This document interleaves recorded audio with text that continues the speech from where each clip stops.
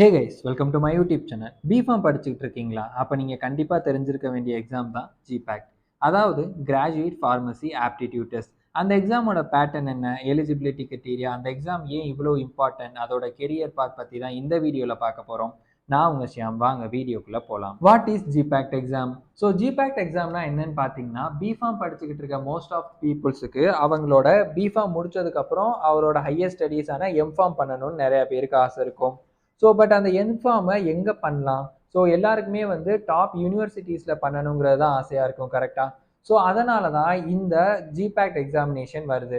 So நீங்கள் பார்த்துருப்பீங்க, இப்போ வந்து கேட் கிளியர் பண்ணிங்கன்னா உங்களுக்கு வந்து எம்பிஏ வந்து நீங்கள் ஐஏஎம்மில் பண்ணலாம். ஸோ அதே மாதிரி நீங்கள் கேட் கிளியர் பண்ணிங்கன்னா இன்ஜினியர் ஸ்டூடெண்ட்ஸ் வந்து ஐஐடி மாதிரியான டாப் மோஸ்ட் யூனிவர்சிட்டிஸில் பண்ணலாம், right? So the same way pharma students வந்து கேட் கிளியர் பண்ணுறது மூலியமா நைப்பர், பிஐடிஎஸ் மாதிரியான டாப் யூனிவர்சிட்டியில் அவங்களோட எம்ஃபார்ம் பண்ணுறதுக்கான சான்சஸ் கிடைக்கும். ஓகே, ஸோ இந்த எக்ஸாமினேஷனை யார் கண்டக்ட் பண்ணுறாங்கன்னு பார்த்தீங்கன்னா என்டிஏ தான் கண்டக்ட் பண்ணுறாங்க. ஸோ அதே மாதிரி வாங்க ஜிபேட் எக்ஸாமினேஷனோட பேட்டர்ன் என்னன்னு பார்ப்போம். ஸோ இந்த எக்ஸாம் உங்களுக்கு ஆன்லைனில் தான் கண்டக்ட் பண்ணுவாங்க, அதாவது கம்ப்யூட்டர் பேஸ்டு டெஸ்ட் தான். ஓகே, உங்களுக்கு பேப்பர் அண்ட் பெனில் நடக்காது. அதே மாதிரி உங்களுக்கு இதுக்கு வந்து தனியாக வந்து சென்டர்ஸ் ஒதுக்கிடுவாங்க. ஸோ என்னன்னு பார்த்தீங்கன்னா, ஒரு பெரிய யூனிவர்சிட்டியில் நிறையா லேபார்டரிஸ்லாம் இருக்கும்ல, ஸோ நிறையா கம்ப்யூட்டர்ஸ் இருக்கும். அந்த மாதிரியான லைக் இன்ஜினியரிங் காலேஜஸாக பார்த்து உங்களுக்கு மோஸ்ட்லி இங்கே ஒதுக்குவாங்க.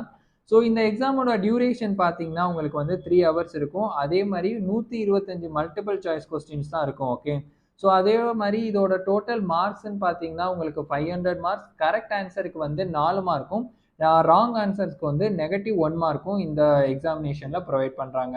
ஸோ இப்போ உங்களுக்கு இந்த ஜிபேட் எக்ஸாமோட பேட்டர்ன் எப்படின்னு புரிஞ்சிருக்கும். இதே மாதிரி இந்த எக்ஸாமினேஷனுக்கான எலிஜிபிலிட்டி என்னங்கிறத நம்ம பார்ப்போம் தனியாக.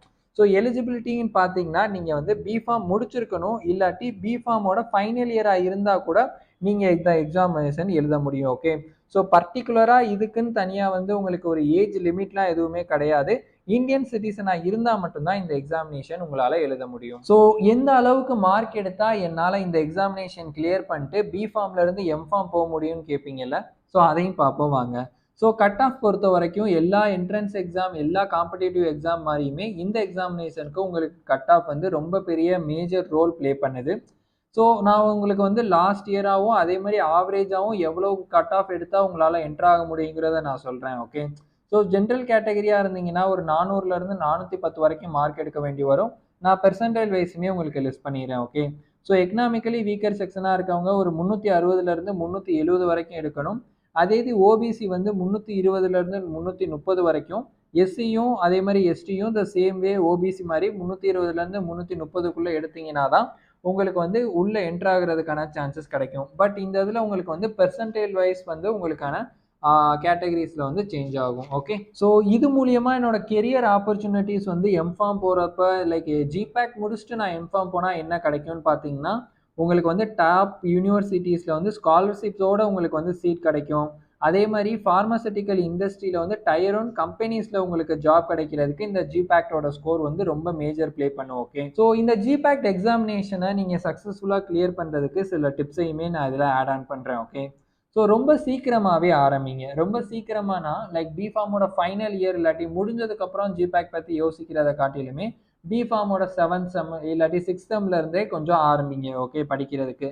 அதே மாதிரி இம்பார்ட்டன்ட் சப்ஜெக்ட்ஸான ஃபார்மசிட்டிஸ், அதே மாதிரி ஃபார்மாகாலஜியில் நல்லா ஃபோக்கஸ் பண்ணுங்கள். அதே மாதிரி ப்ரீவியஸ் இயர் ப்ராக்டிஸையும், அதே மாதிரி ப்ரீவியஸ் இயரில் கேட்ட கொஸ்டின்ஸ், அதே மாதிரி மோக் டெஸ்ட் எல்லாம் எடுத்துக்கிட்டே வாங்க.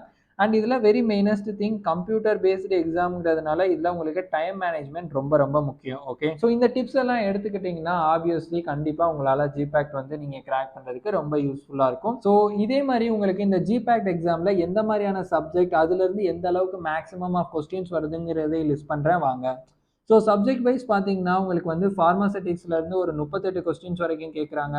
ஃபார்மசூட்டிக்கல் கெமிஸ்ட்ரியிலேருந்து ஒரு 38 கொஸ்டின், ஃபார்மகாலஜிலேருந்து ஒரு 28 கொஸ்டின், அதே மாதிரி உங்களுக்கு வந்து ஃபார்மாகோக்னிஷன்லேருந்து உங்களுக்கு கிட்டத்தட்ட ஒரு 10 கொஸ்டின் வரைக்குமே வருது.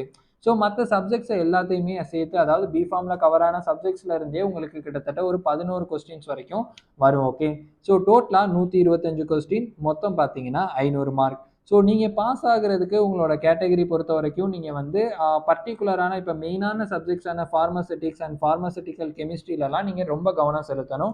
ஸோ நீங்கள் அதை ரெண்டையுமே ரொம்ப தரவானீங்கனாலே உங்களுக்கு கிட்டத்தட்ட 300 மார்க்கிட்டையுமே உங்கள் கையில் வந்து நின்றோம். இந்த வீடியோல இருந்து உங்களுக்கு GPAT எக்ஸாம்னா என்ன, அதோட எக்ஸாம் பேட்டர்ன், அதை எப்படி கிளியர் பண்ணுறது, எந்த மாதிரியான கொஸ்டின்ஸ் கேட்பாங்க, சிலபஸ், சப்ஜெக்ட் பற்றியெல்லாம் உங்களுக்கு தெளிவாக புரிஞ்சிருக்கும்னு நினைக்கிறேன்.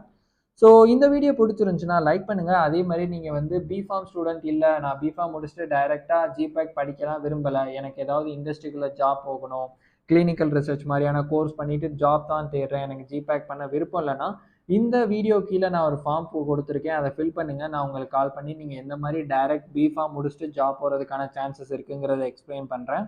ஓகே, ஸோ இந்த வீடியோ உங்களுக்கு பிடிச்சிருக்குன்னு நினைக்கிறேன். லைக் பண்ணுங்கள், ஷேர் பண்ணுங்கள், மறக்காமல் என்னோட சேனலை சப்ஸ்கிரைப் பண்ணிடுங்க.